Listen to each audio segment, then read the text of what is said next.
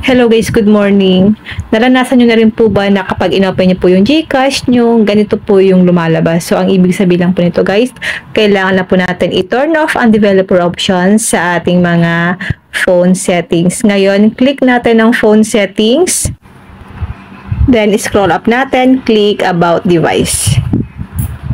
Click natin ang version. Sa ibang phone po, software version po nakalagay. Click natin ang build number ng 7 times. Ayan guys, you are already a developer options. Then, i-back natin ito guys, i-back. Click natin ang additional settings. Then, scroll up. Click natin ang developer options. I-turn off lang po natin guys ang developer options. Kapag ganito na po, ibig sabihin po naka-turn off na ang ating mga developer options. Ngayon, back tayo. I-check na po natin ang ating GCash kung okay na. Ayan guys, kapag nagkulay black, meron po kasi akong privacy password dito. Check natin guys kung okay na, kung pwede na po natin siya guys mabuksan or magamit yung ating mga GCash. Wait lang natin siya guys kasi po naglo-loading. So, ayan guys, click natin ang let's go. So, kailangan po natin siya guys i-update. Puntahan natin yung ating Play Store.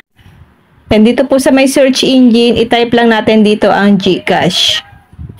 Then, click natin ang update para ma-update po yung mga GCash natin.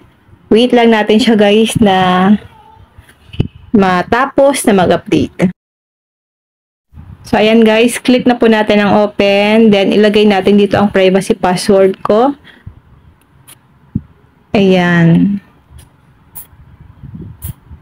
So, pwede na po guys. Pwede na po natin gamitin ang ating mga GCash. Ayan guys, na-open ko na po ang aking GCash. Kung meron din po kayong AUB bank, tapos ganun din po ang lumalabas, i-turn off nyo lang po ang inyong mga developer options nasa inyong phone settings.